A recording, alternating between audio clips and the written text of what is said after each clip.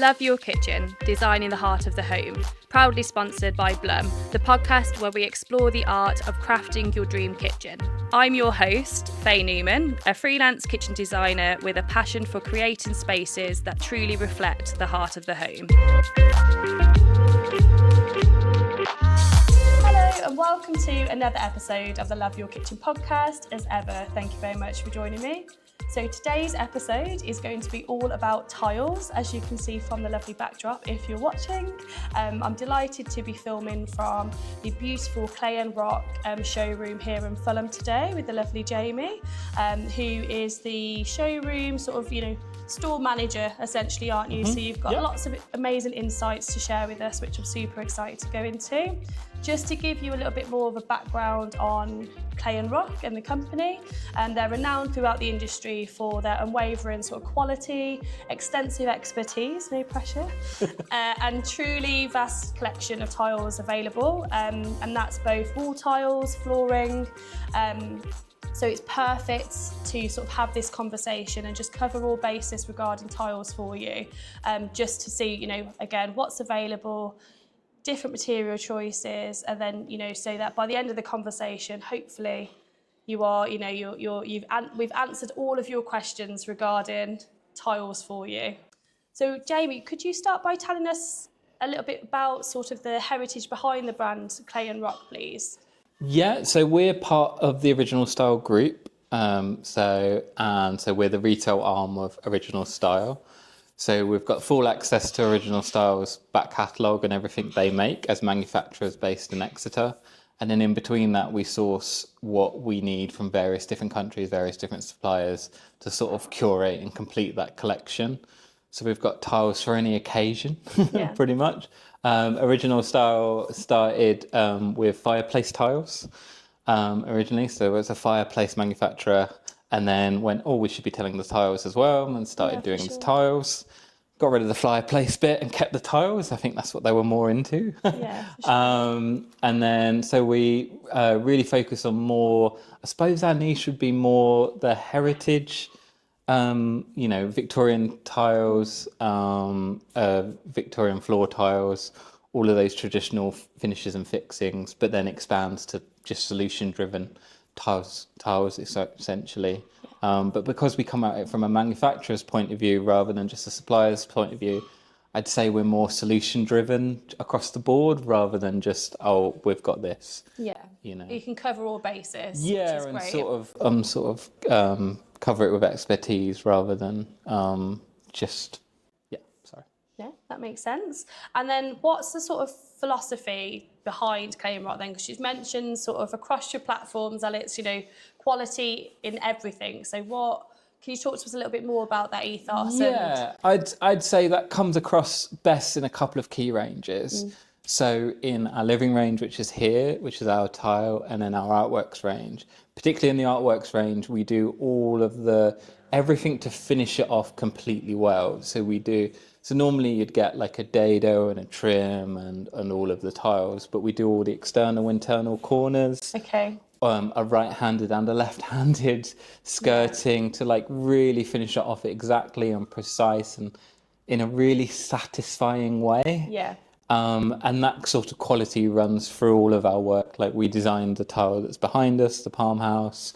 We designed that full range, and also it's adaptable to us. It's like, we don't do what's easy, we do what's right, and again, that comes from us owning it a little bit more. So you can put these picture tiles here, as you say, you can just literally build a room out of them if you wanted to, or like one. So you can go round a pillar, say if somebody's got sort of a little nib coming out. So these tessellate, so you've got an infinite repeat if you wanted to, but each element of the image is individually painted and drawn by our designer Becca. Wow. So if you went, that's not just quite. So I had a client the other day that had a 170 bath, a normal shower behind a bath, and they wanted the toucan that's in one of the tropical ones, not this one.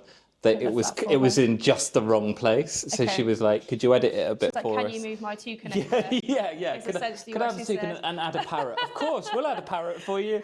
and then we were able to achieve that for them, and then that suits exactly where they want Yeah, it. amazing. So it's really, just tailoring it a little bit more. that option for is the there client. if they want to. Yeah. We've tried to design it in ranges that you can just have. We've also got stripes, which are incredibly popular Yeah, at I the can moment. imagine they'll be beautiful. We've picked a few beachy colours, but a couple of people have gone, "Oh, could you do it in pink? Could you do it in blue?" Of course, this will be in lead time, obviously, but Yeah, of we're course. printing it and making it in the UK, so Amazing. everything's achievable, really. And do you find with those, we're going off tangent here, but we always No, do. you're fine.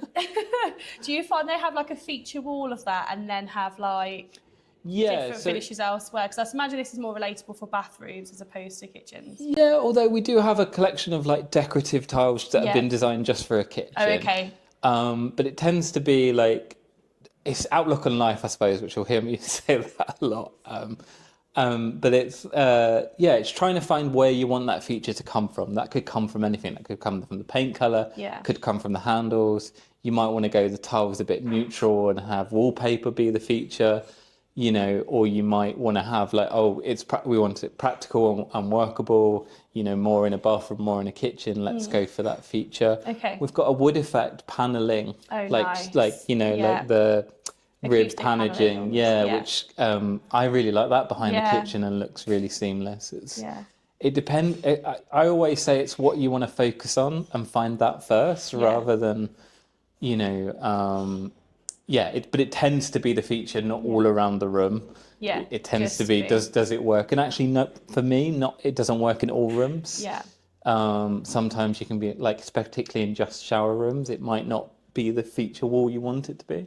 But we've got solutions if we can do that as well. And I suppose this is it. I suppose for you guys to help a client sort of walking in or a customer, you need to sort of understand, the building, the setting. You need to understand, as you say, if what the furniture's looking like within that design. So then you can be like, okay, so have you got lots of different colours being bought in from different places? So therefore, then you can sort of in your head be like, actually, okay, so this is becoming.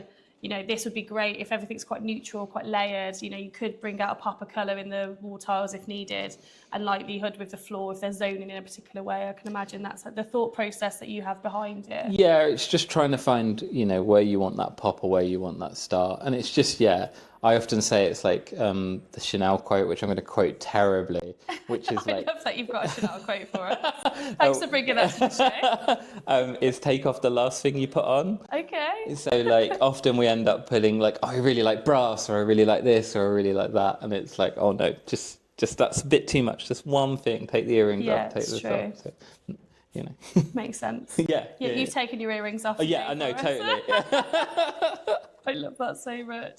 Okay, amazing. So I think that's really just helpful for everybody to sort of hear your sort of ideology on how you potentially sort of, think and how to maybe start gearing up to thinking about, which sort of aesthetics to go for in which areas. And I would say my main thing for anyone that's in any project would be pick one thing you love. So whether that be the colour, the handle, it could be anything, even how you cook. Yeah. I cook this particular dish. Okay, we can work around that. Yeah, amazing. No, I think I completely agree with that for sure. Like you've got to love it. You can't have anything in your space that you're bringing in bad energy from like the last space that or your existing kitchen. Like you've got to make sure that everything's flowing, and as you say, if you've got that one thing that really drives and pulls the whole scheme together, it just really helps. Otherwise, it's just it can feel like it's too many different things to pick even. Yeah. There's too many options and so many things we like.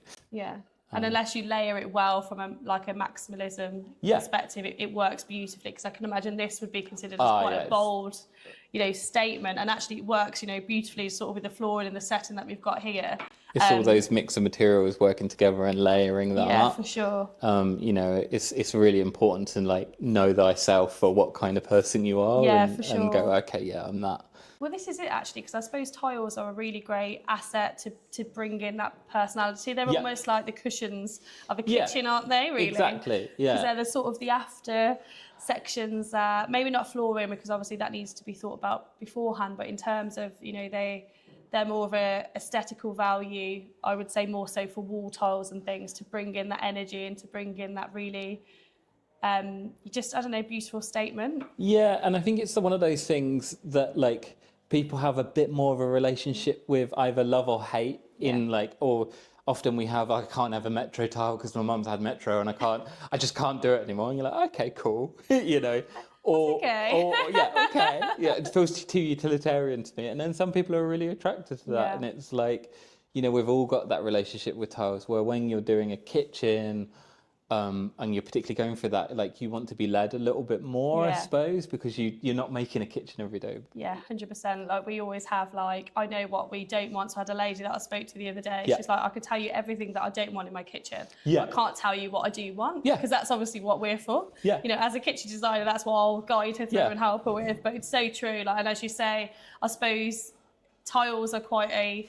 You see them wherever you go, don't you? Yeah, so exactly. Like, if you're in the market for it and you're looking for them, it's these things that you'll look and be like, no, yes, quite easily. Exactly. And once you're in the market of it, you get really sad and you're watching EastEnders and you go, oh, that tile's from such and such. It's the same with how things are filmed now, though. It is ridiculous. Now that I'm filming the podcast for you all, I just watch certain programmes and I'm like, this has ruined like Harry Potter. This has ruined so many amazing things that I love because I'm just thinking about how it's filmed. So I hope it's all worth it for you. So back to kitchens. Okay. Yeah. Sure. So if we talk about flooring then, because obviously flooring is sort of a fundamental part of a kitchen. It's often a very high traffic area. It can be open plan. They might want to add sort of zones in the space. What are the most popular and practical flooring choices you're seeing homeowners sort of gravitate towards for their kitchens? Ooh, it's hard. This really doesn't, for me, there's not a one size fits all. Yeah. If I had to pick, I would say people tend to lend themselves more to a porcelain at the moment. Yeah. People have been burnt a lot or sort of feel the maintenance of, like, say, a terracotta or a stone. The mimics have got incredibly good. You know, you can have hundreds of square meters now and never see a repeat of a tile. Or the main thing I would say with a porcelain, when looking at a porcelain, is look at several tiles and ask how much the repeat is. You can sort of, when you're seeing it as a small sample, it can look fine, but then after a while, if you had a big enough sample, you'd start to see the same tile again and again and again. And for me, a good porcelain, you won't see the repeat. It works really well. It gives that gesture, you know, we've got a couple down in the showroom, so our Normandy light and dark, and then our York gold. Both of them, you know, really various, mimic stone enough for people to be tricked, really. Yeah. If you did put a stone right next to it, yeah, you would notice a difference, and you can't 100% do the mimic nature. Yeah. And all of those beautiful fossilings of a limestone. Okay. It's just, as I said before, really know thyself. Yeah. And if you're the kind of person where the first mark on your stone, it's the end of the world, and, you know, or it must be obsessively clean or feel clean, then don't go for the stones. If you're a bit of a person that, like, sort of lives with that mess and really, like, embraces it almost. Embraces it. And when you, like, travel to Italy or all those lovely countries, you're sort of seeing the stone and you love how aged it looked. Like, just let it get to that and live with it. And I'm that side, to be honest. I love the naturals. I don't think you can mimic it to that extent, but we can put it pretty damn close. So there isn't, for me, there's no one answer. It's just really quizzing to sort of pin it down. But we've got both options, hence the clay and rock, I suppose. Yeah, for sure. Yeah, definitely. I suppose that makes complete sense. And when you say sort of you repeats, it means, like, so because porcelain's a man-made version of the product, just in case anyone hasn't caught that. So yeah, sorry. So what I mean is how many faces the tile have. Yeah. So some lesser porcelains could just maybe have one or two faces. So when you come to lay them together, you can have almost two tiles together. You can get away with it with tiling well with a certain amount, but it's best to have ones where you've got enough of a repeat to get around with. It's just a thing to ask and look out for, really. Yeah, it's the same as quartz worktops, though. Yeah.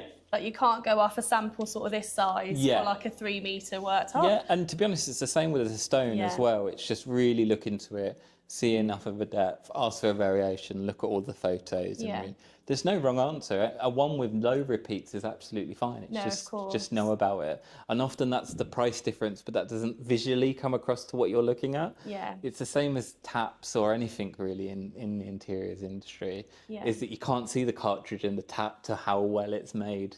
You know. Yeah, you've almost got to trust the reviews, the Yeah, yeah. brand, you Yeah, know, that sort of, exactly. or a recommendation of, you know, it For not sure. failing after sort of 3 to 4 years or whatever. Yeah. So, no, that makes sense. So would you say, so from a material perspective then, porcelain's more durable than, say, your natural? Sorry to go against your natural. No. You're like, oh, I do not want to answer this question. No, it's not that. I just find it's such a weird question because stone lives outside, right? Yeah. So it's true. spent its entire life. We bring it inside and we go, oh, now it marks. Now it's now it's not this. Porcelain is really solid. It's gonna outlast all of us. But in some ways, so will the stone. It just won't look the same as you want it to be. Okay. So porcelain's the one where you can sort of fit and forget and not, you know, live for your carpet. If you're going to be one of those people where you're sort of running around everyone with coasters on your wooden, or you know, on your tables, that kind of stuff, don't have stone. Okay. It's So how then- you live rather than the practical or the product for me. Makes sense. Amazing. And cleaning is one of the top Yeah. questions that, I mean, I know that I always get asked when referred to when we're looking at sort of flooring with clients, things like that. So what's the best to go for? Like, Porcelain, hands down. porcelain. Okay. Porcelain is the main. There's no maintenance. It's in and done. You know, you might seal the grout, and I'd highly recommend that. So nothing's penetrating anywhere. There is a difference in porcelains. So you've got ones that are a bit more. Can't think of the word at the moment. It's escaped me. But water can penetrate, so it's not Okay, fully porous. vitrified or porous. Yeah. But yeah, most porcelains, you know, you lay them and they'll last forever, and they'll be Yeah. exactly the same as the day you bought them, really. Yeah. So yeah, you know, just a good mop and you're fine. Yeah. But I just love stone. I can't help it, really. Love that. And when you say seal the grout, is that to apply a waterproof layer onto the actual grouting Yeah, so itself as well? nothing's soaking in, so that you've Okay. stopped that porosity. So it's probably a better word than that, but it's escaping me. Okay, I think porosity is quite a good word for it. So yeah, you're creating a barrier between any thing, so anything comes off really easily then, Okay. and I on the grouting while we're there, my rule of thumb is the darkest you feel comfortable with without going darker than the tile. Okay. So I tend to stay in that sort of light grey limestoney bracket. I rarely do the whites, but it's really personal. But if you want white, then you definitely have to seal it and be on top of managing that, really. And also it's the thicknesses of them as well, because I suppose like this, was that like 3 mil or something behind Probably there? a bit bigger. That looks a bit more like 4, but 4 yeah. mil, yeah.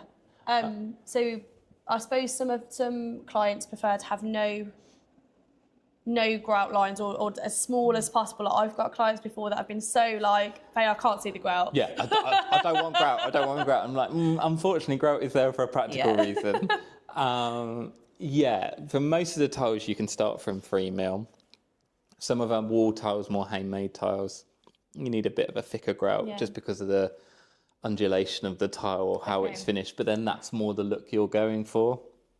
But yeah, just trying to have the smallest amount of grout possible, but still be practical for the tile. Yeah. And each tile we have, your minimum, you can get away with this.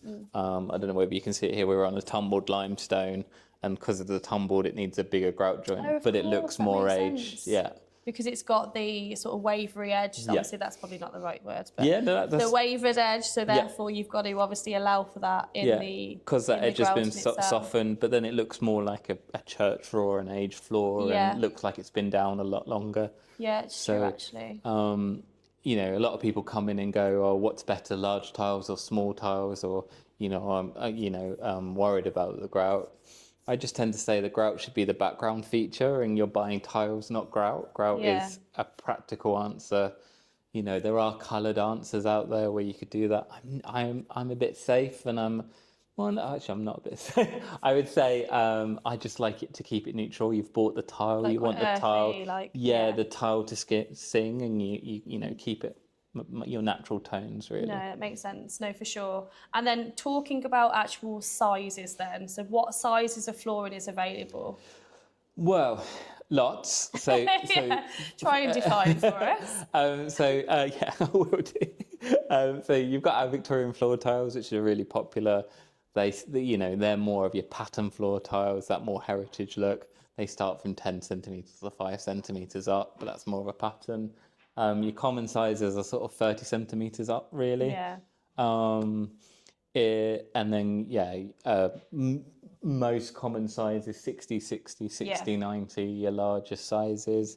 It is harder to be really boring, it's harder in the UK to find a 30-30 or a 20-20, just because often they're made in Italy or Spain and they want the bigger tiles, they've got bigger spaces, and because we've got smaller spaces, it tends not to be made for us or harder to get made.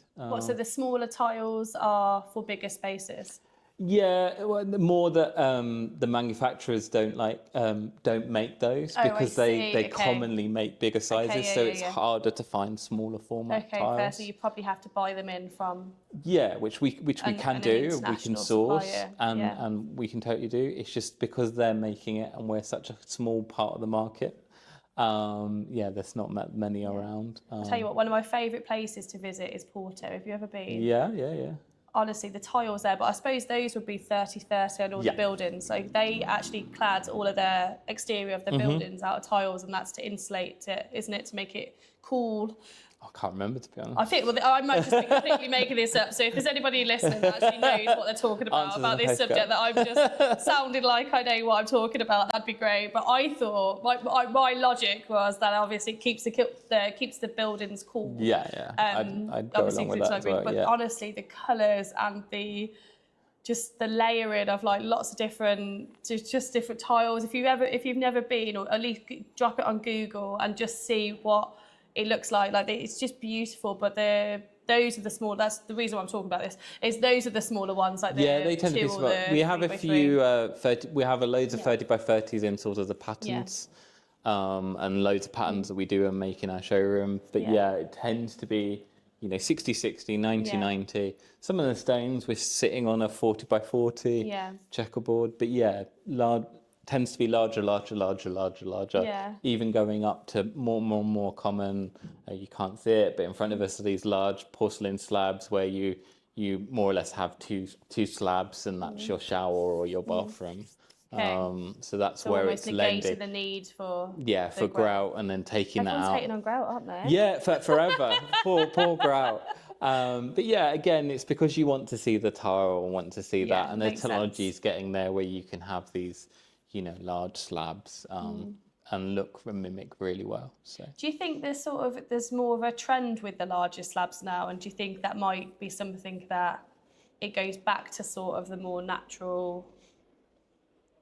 I'm just trying to think, like, if someone's watching and they're sort of a bit worried about maybe if they go for what everyone's having at the moment, like, do you find that they go out of fashion, or how? And I think that's always the question with any design project is that fear.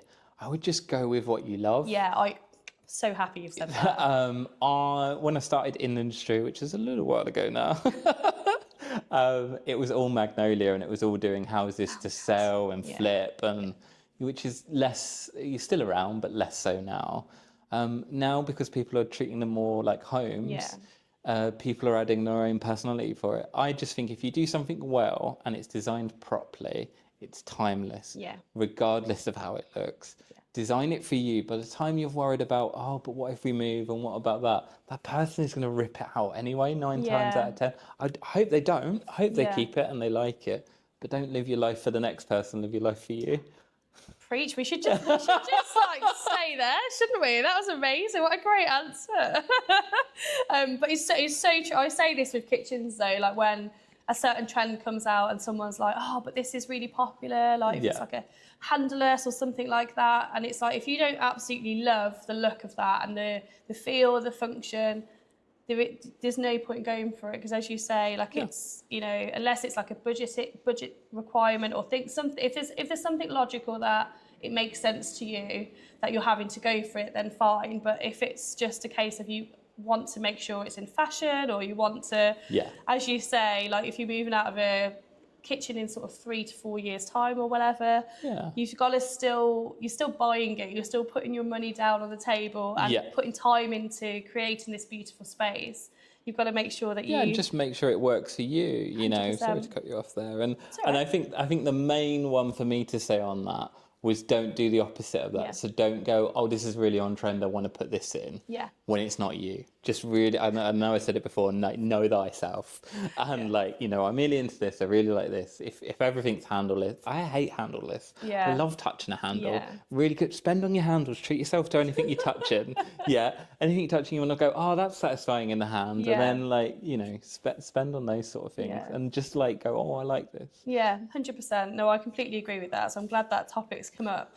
And now looking more into sort of like wall tiles and things like that. So what would you say are the most popular choices with wall tiles? You mentioned the patterned ones earlier. They're very popular, I'm finding, from a kitchen perspective coming through. But what do you think? So obviously you do this every day. So what's popular? I think still the traditional done well is really popular. Like traditional what? Traditional done well. So I like you said the dog well.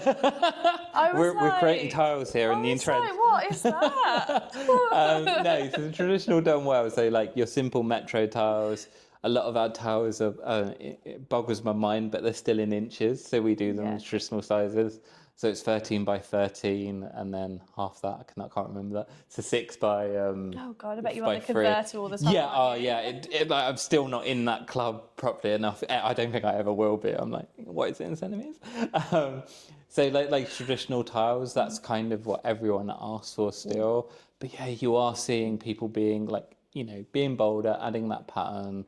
As I said, we've got that decorative range that we came out with, which is loads of different decorative tiles that work in your kitchen. What I like about them is we've got ones that go like, it's following the design. So there's a couple, the names are going to escape me at the moment, but like where instead of doing them to be super simple and super easy or super bland, we've done it where the design goes in a certain direction.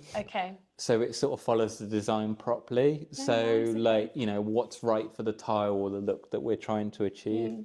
And so, that's being really popular. But really anything, like people are a lot more bolder. So you're having to have a lot more spread across what you want and people are sourcing.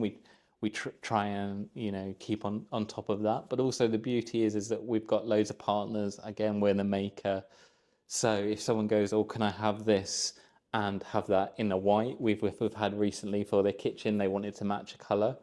We were able to achieve that for them and make a white version or a whiter version that they wanted, which was nice, and they loved it. And then at the same time, we can source loads of different options as well to sort of fill that gap. But there isn't one trend that sort of comes across really. It's just people. I suppose the trend would be people being into the design a little bit more and taking the time to like it's not really a catalog purchase anymore. No, and it's almost like the trend is seeing the same picture again and again and again. More, oh, I really like this. Can you get that? Oh yeah, that's this, that's that. And that's the more the approach and sort of not being led as much, I suppose.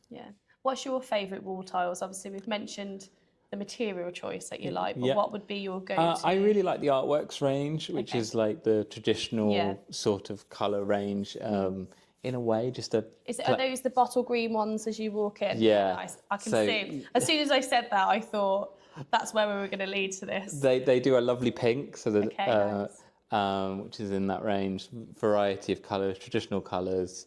But again, for me, it's more the finishing touches, so the corner pieces, the dados in the right place. I like things being a bit exact, I suppose. So I've spoken to the an interior designer on the show previously, and rightly so. She was an interior architect, and she was saying about how you've got to think about how the junctions end. And as you say, finishing it off with that, and not just having a tile strip added on, or things like that. It's going the extra mile, isn't it, on every part of your renovation, which is difficult sometimes because you always have so many decisions to make, like plug socket positions, like different lighting to bring fatigue is in. massive, yeah. And like, I think you think, oh yeah, it's just the fitted furniture, but actually by the time you get to the soft furnishings, you just sometimes want to just go and lie in a dark room for a little bit, just get your life back together, because it can just be very overwhelming. Yeah, and I would say like my tip with that would be like choose earlier on in your process. So even you know, I saw a TikTok this morning where someone's gone delusions of grandeur or something like that, and they're picking paint colours and it's empty. You know, it's still a building site. You're like, no, it's going to be okay. And I'm like, actually, like, I know they're joking, but that's not a bad thing. No, like, not. focus on that end detail. It will soon catch you up. The builders are a lot quicker than you think, and they'll come to you all of a sudden. I'm joking. Let's live in optimism. Quicker than you think, and all of a sudden they'll be going, "Oh, can I have a light switch, please?" And you'll be like, "I haven't chosen that yet, and I haven't chosen this." And then if you leave the long enough lead time, you can have whatever you want. Whereas if you get closer and closer to the end and your last minute, it really narrows down your choices. And it's not because, and sadly, it's not because of budget. It's just because of capacity. Yeah, and sort of, so yeah, the earlier the better. Yeah, for sure. You know, everything's got to be a lead time now because we're giving you a choice, and there's got to be something that gives a little bit, really. Yeah, for sure. And I suppose dependent on which types they go for, depends on the lead time and things like that. So if they're making something, if you're making something bespoke for them, how long would that usually so take? I'd say a bespoke would be 4 to 8 weeks. Okay. We stock an awful lot. We have a huge amount in stock. So, you know, next day delivery if you needed it, but more than likely 5 to 7 days, let's just say, to put it on a decent delivery. But yeah, if you leave us 4 to 8 weeks, or that's us, you can pretty much have anything you want. Yeah, okay, nice. And that just makes it a little bit more comfortable and for you to manage timescales. I mean, most kitchens are 12 weeks plus, you know, and most things that, you know, you look at a special tap for a brassware or a vanity unit being made for you, it doesn't mean it has to be expensive now. They're probably around the same sort of price you're looking. Yeah. It's times the bigger cost, really. It's so true. And I'm just thinking, like, I suppose, you know, you have a lot of customers come in and they just think it's sort of an off-the-shelf purchase, which I sort of get with tiles, because as you say, because you hold so much in stock, but it's like a bit with your flooring and things like that. Obviously, if you're covering like a big space, it's making sure that you've got the quantity. 2, it's, you know, do you want to go for square? Do you want to go for like the brick style? Are you happy with how it looks over a larger scale? Like all of these things that you need reassurance on first before they push the button. And it's like 9 times out of 10 we've got a stock, but it's just trying to give that, like, the world is your oyster if you're you know, can alleviate that stress a little bit. And also it just takes that pressure off. You're actually deciding rather than the clock deciding. Yeah, 100%. And you can be like, oh, let's try this. Let's try this. Exactly. And keep it fun because it's so hard not to be fun. It's so easy not to be fun. You can't loathe it because if not, you'll start losing your mind slightly by the end of it. Okay, amazing. And I suppose now that we're looking at sort of the more detailed positioning of tiles, like on walls, what different glazing choices and stuff do you have? Like, sorry to throw that in. Kind of loads of different finishes you can play with. Tends to pretty much be like matte or gloss. Tends to be what really the customer's asking for. But there is probably loads of things in between that we can play around with as well. I've had more and more people ask for a mix of matte and gloss tiles, which I quite like. No one's ordered it that often, but that they've asked for it. Again, it's just being that bit of playfulness, really, and finding loads of mismatching sizes, loads of mismatching finishes.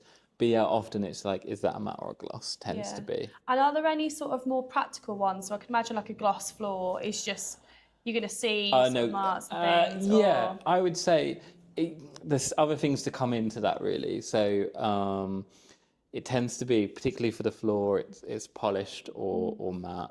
I tend not to say it's polished on the floor. We're more often talking like bathrooms or wet rooms or something like that. Maybe even kitchens. Like I'd tend to go the matter the better, and then we've got like slip resistance that come in, so we can have ones with better or greater slip resistance. It's just sort of picking where you want to have it and finding the most practical, really. Also, a lot of our ranges, we have an outdoor and an indoor version. Okay. So you can have, a lot of us are doing that lovely glazing where it fully opens and trying to, bring the inside in the home a lot more. So yeah, it's a really good idea to have that seamless tile, and we can do that. You wouldn't notice, but the finish is different. So for sure. it's kind of, practical where you want it, really. Yeah, no, that makes sense, definitely. And I think I've seen that a lot, yeah, where it's all just in keeping, and then maybe they've had like the same sort of stone or porcelain even integrated onto their sort of like their tables and things like that, and like furniture. So it just, you can go to town with it, I suppose, depending on what sort of style, especially that sort of minimal, clean, seamless scheme. That's where they tend to sort of layer the same stone in certain places, or same sort of, porcelain sections in certain places. It just depends what they want. There's so many options now on those kind of things. It's just finding the right solution that suits you, really. Yeah. And colours as well. Do you see more marks on certain colours? So I know when you go for darker doors with kitchens, and if they're handleless and like they're matte, you see the fingerprint. So for example, the slates or some of the other darker, less mottled patterns, you could think seem to appear more. Okay. I often find that a weird outlook on life, though, because the dirt is still there anyway. It's just you not seeing it. Yeah. So I think it's more like just pick what suits. To be honest, that's why I like a lot of the limestones as well. There's there's so much patterning in them, but we have got a lot of the mimics that do those kind of things as well. It's people tend to steer away from those matter colours, I suppose, so that more neutral, and there's enough of a variance in them. Yeah. You just don't, I suppose, in a nutshell, you just don't want anything that's totally plain, that everything is visible. Yeah, unless you've got the capacity to clean constantly. Well, yeah, or I've got a robot hoover, and that's the best thing I've ever bought. It mops as well. It's like, just go. What? Does it? Oh, yeah, like, go on. That's amazing. I've Little never Rosie. known one that mops. Is that what you call her, Rosie? I love that. So you live with Rosie, the little robot hoover. Yeah, just press a button, mops at the same time. Wow. Does she put the wet floor signs out as well? No, unfortunately, I just slipped. That's a shame. Hopefully you've got the right floor tiles, your anti-slip floor tiles. We're fine on that. We've got that covered. Perfect. But the best investment I ever did was that. Yeah, What have you gone for? That's a good question. Oh, I can't remember the brand. It was recommended to me, but it wasn't too expensive either. It's like a couple of £100 and works perfectly. And that's matte. Like, what colour have you gone for? Oh, flooring. Flooring. Yeah. Oh, sorry, I thought you meant robot hoover. Oh, sorry. We are talking about tiles here. Yeah, good point. I have just a very neutral wood flooring, and then I'm quite bright coloured. Okay. So I've got an encaustic tile, quite bright patterning in some of the rooms. And What's an encaustic tile? It's like a powdered. It's an old way of making tiles, so it's nice. It's annoying because we don't make them. Oh, no, it's all right. So it's like a powdered. It's made out of concrete, essentially. Oh, okay. And it's made by pressure. I see. So rather it's than powder coated. pad. Yeah. So highly impractical. But looks great. Okay, but you've got Rosie, so we're all yeah, good. exactly. You are all covered. And then when it comes to, so say if we've got somebody watching and they're like, what actual wall tiles are available out there? I know we've got a huge selection, but you mentioned you've got your metro tiles, which you can lay horizontal, vertically. We're seeing now herringbone. Is there? So there's also like the ones that I can see in the corner over there, the ones with the really small sort of vertical sections coming down. They seem to be really popular. I'm seeing them a lot in sort of more timeless kitchens as well. Like, is there any others, shapes and things that you can sort of? I would. I don't know. I think we have a few different shapes. We have a few different things. I personally feel like that trend is going a little bit, but that's a bit... The metro side of it? Well, not just more of the shapes. So sort of like the fish scale was really in for a while. I've not been asked for that in ages. But then, your more metro, your more traditional sizes, still... They're kind of... You're seeing them for a reason because it's like tried and tested, and that's the way they're made. Yeah. That's why it exists in that size, really. But yeah, loads of different ways of laying them. Basket weave, I personally really like. What's a basket weave Which one? is where you, how do you describe? So you do two together and then two the other way, I two see. together, Okay, two the other way. nice. We seen a couple of projects where that's done really Okay, well nice. and kept it quite simple. So you're adding more of a pattern. I quite like them vertically. We've got them vertically laid in a couple of places here. I quite like that. Herringbone's really popular at the moment still. I mean, they're all still really popular. I quite like seeing more, seeing more and more where someone's laying like a 60-60 up a half height and then tiling above that. But yeah, the options are endless in a way. There's no right or wrong. It's nice to know though, because I suppose because you're in it, you're like, oh God, there's so much to think about. But actually, there might be somebody watching that's like, I just have no idea sort of what's out there, where to start. So it's good to get the terms like metro, like your basket weave, that sort of thing. Yeah. So that you can, start to, so they know what to look for. I suppose that's probably the best way to look at it. Yeah, and I'd say if you're looking, like, there's a couple of ways you can go. Like, if you wanted, say, you're working on a budget, or you wanted to like come at it from a different way. The patterns are a nice way to sort of have a fairly neutral, simple tile, but then just to escalate a little bit, being a bit playful with the pattern or how you're laying them. It's true, and the grout colour as well. And then the grout colour, dark grout colour was in. Before. I don't know whether that's still in or not. But. Yeah, sort of define the grout a little bit more. So it depends what you're doing, but you might have a lot of decisions and so many rooms to do that. Actually some we want to sort of just make it a little simple here and then go for it a little bit more. Some might be more of a feature, some might be more universal. It's just finding the right one that suits you. The right one, no, that completely makes sense for sure. So we've answered quite a lot about that. So let's talk more about sort of the process and the installation then.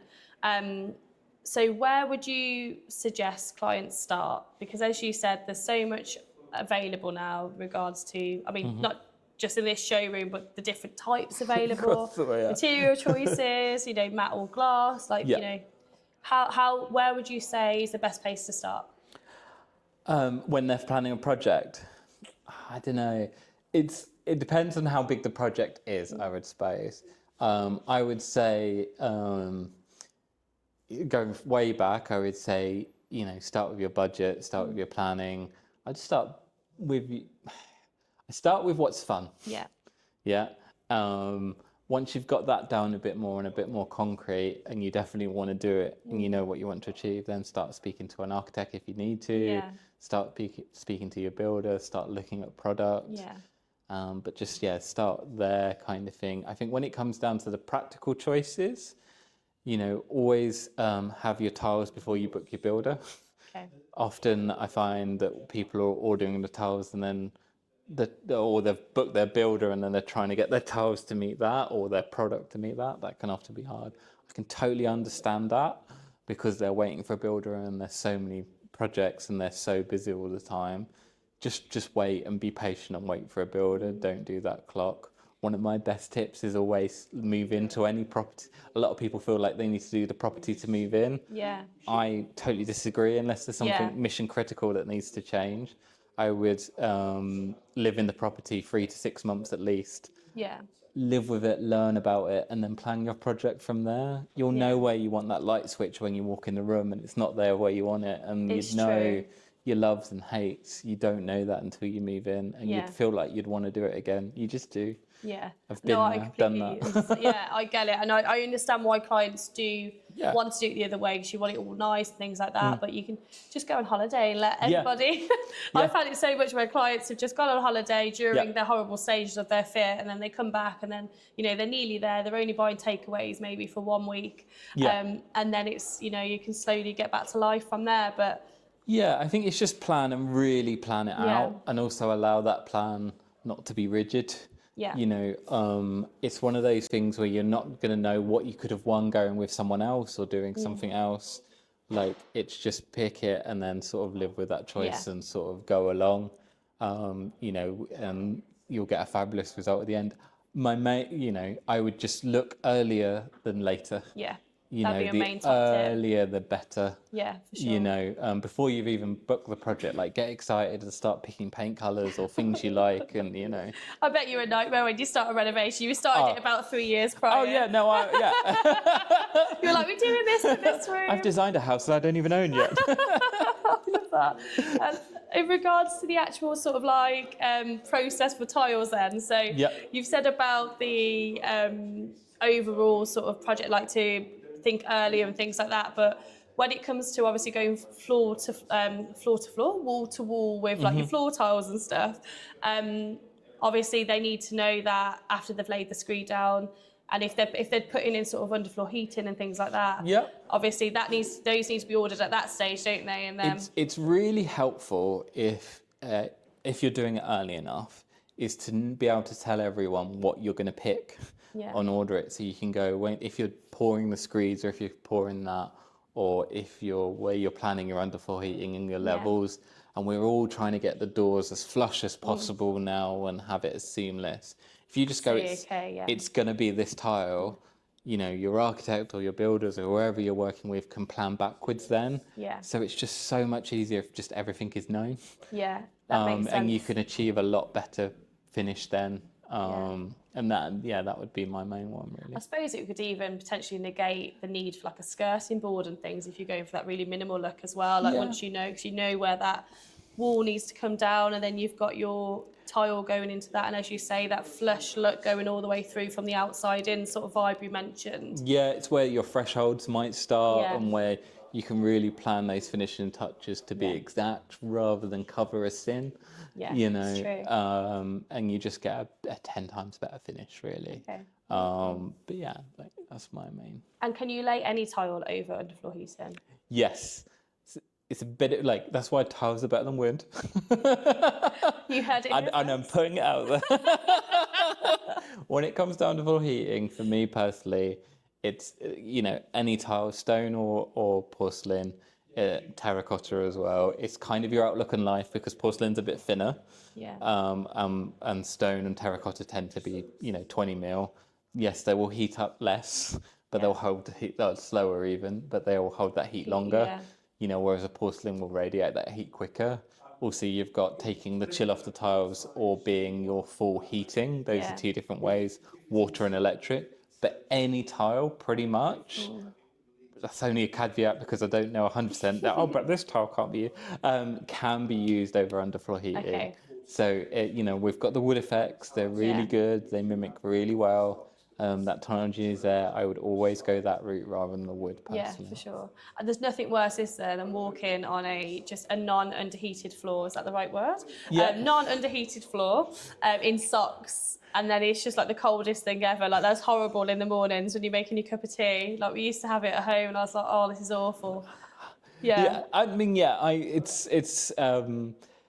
it sounds like such a luxury, but if you're planning a big project or you're doing a whole renovation, just add underfloor heating. Who wants radiators nowadays? Take them out. Gives you more space, gives you more adaptability in the room. In the bathrooms, I would actually, a lot of people go for heated towel rails. I tend to take the underfloor heating up the wall. Oh, okay. And then you can have a slimmer bar. So there's loads of little things like, really, just go for underfloor heating. It doesn't add that much. And it just makes so much better choice. But again, this goes back to, you have to forward plan that a lot more. Just if you think you're really early in the project, think again and be 10 weeks earlier. It's true, because you need to know, especially from a kitchen perspective of underfloor heating, we need to know where, the size of the island, the location of the island, if there's water feeds go into the island, we need to know where that is prior to, your literally when the grounds are in. So more and more people are going for things like borer or extraction at source rather than in the ceiling. So you need your ducting for that as well. So just pick your choices earlier and earlier, and you can achieve that more. It's so true. I have clients come to me and they're like, oh yeah, I know I'm quite early on in the process, and I'm like, you're actually probably at a good stage to start. Amazing. So could you walk us through the typical sort of design process then here at Clay and Rock? Like, how do you navigate all of us coming in? I can a little bit. What I would say is there's a design process you're missing as well, because you've got Becca and the team sort of designing the tiles before they meet someone. Yeah. Which again, because we're the maker, not a lot of people think about it in that way. Also, we've got all purchasing picking the tiles on the trends before they get to us. So even the customer starting earlier, we're starting a lot earlier than people realise as well, and trying to predict the need. How do you do that, actually? Let's start with that. Oh God, I have no idea. That's not my job. You're like, I need to speak to Becca. Yeah, I've worked in the industry a while. It's a lot nicer being solution driven, where if a customer comes to you and asks for something, you can say, I can do that, but it'll be this or that or that. You're not just saying flat no, which is a lot better. Kind of. You can help everyone then. Yeah, and we've got a basket of ways of doing it. So we can either do it as a maker, and we could probably make it in several different ways, or we can do it as sourcing product, and then we've got loads of different ways of their expertise of they doing it, and then there's loads of different options. So let's say we've picked the tile, we know what we want, they're coming in. It'd be a mix of what kind of person are you? Yeah. Yeah. From a practical perspective. Yeah, like how do you live? Like, is it do you cook in your kitchen? Like a genuine question. Quite a lot of people don't cook that often. What kind of kitchen? What kind of colours have we got in? What finishes have we got in? What kind of materials is it? And then start to build from there, really. And just talk through what they like and then go from there. There's no one set answer, I'd say. Yeah. You'd always be layering it with those practical things in mind, but not putting them front and centre, I think, is important. Yeah, and I suppose it's just looking. I mean, if you have chance and you're sort of, in London and you're looking for tiles, come and visit their showroom, because there's so many beautiful examples on offer. Obviously, as you say, you've got the picture ones behind us. We've got almost like the checkerboard effect here, but you've got like loads of beautiful samples everywhere as well. So if it's a case of you just don't know where to start, it might be a case of go to a showroom like this where you can see everything on show, and then you can feel the materials. You can obviously have the expert advice from yourself. About the practicalities of cleanliness, that sort of thing. We've tried to design, well, we've not tried, we've achieved, I feel like. We've designed we've designed the showroom so into areas. So you've got like an urban area, a townhouse area. It feels like you're walking in the hallway when you come in the thing. So we've tried to design it with sort of you're seeing and feeling from the beginning those areas of where it might be for how you're going to do it. And then the displays are a bit more solution driven. So it's like, oh, this one's vertical, this one's that. But yeah, it's just, you'd lead with listening, which I don't think enough people do, really. So true. They try and lead with, the answer's this, and they're not really, for me, it's always like, where are you using it? What do you like? How do you live? What kind of style you're after?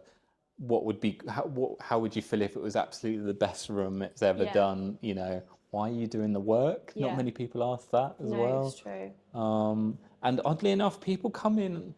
I know I was saying people come in early, which is great, but people come in before. I think tiles are one of those things where as I said before, it's easier for them. So they come in even before they've decided on brassware or the kitchen. They're taking the tile as the lead a little bit more often, I'm finding.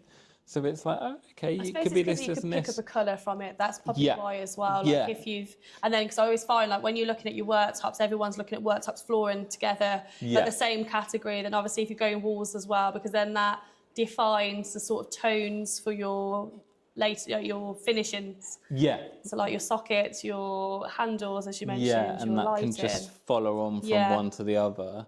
The only thing I would say, which I tend to say to people a lot, which is, don't be too matchy. Yeah. I think that eclectic feel works a lot better.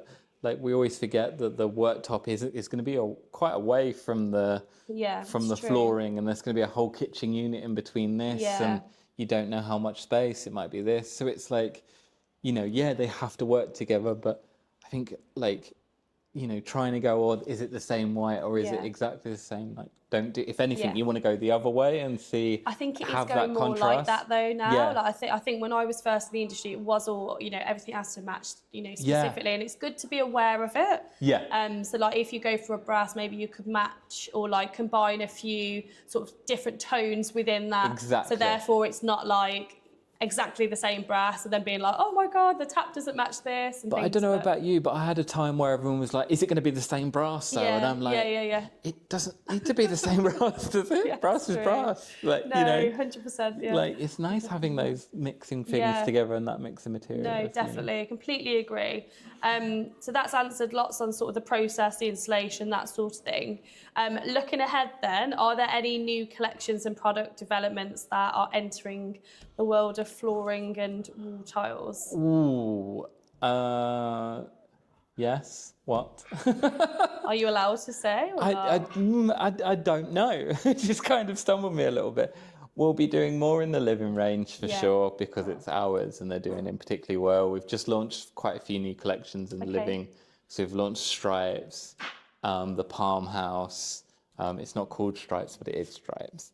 I can't That's remember your the name name. for it. Yeah, I can't remember the name of it at That's the the moment. only name you need. And then we'll probably add more. I probably imagine we'll add more colours to that, and then just keep adding and sourcing. Like we've been sourcing more and more, matte, like sort of matte finish colours. We've been asked for a lot recently, so we were looking at some options of that. Porcelain terracotta, that's another thing that keeps coming up because they want that terracotta look. I've never really found a good mimic, but I feel like we've got a good mimic at the moment that's just coming in. Okay. Which Amazing. would trick me. So, and I'm really fussy. You're not, are you? We haven't got that at all from this conversation. No, but you have to be because that's your job. Yeah. No, I would notice. So this, I would go, I'd live with that. Yeah. Yeah, okay. You've mentioned a few, collections that might be sort of coming in, through yourselves. What different material choices and things might there be? I suppose clays will stay the same, but any glazing choices or any innovations in that regard? No, we're open to that, and to be honest, I don't know. They've not told me, or I've been privy to anything. I would say it's like we're quite heritage at the same time. So I think it's the beauty's in the name. It's clay and rock, so that embodies everything that's possibly ever imaginable. A tile is always going to be a tile, or made out of some sort of extruded material, or in some way. It'll just be finding different ones that suit needs and kind of seeing what the trends come out, really. No, but always, course. it's Clock and World Design Week coming up. We'll be all over that, seeing other things, and then just always keeping our eyes open, even for new things coming in as well. But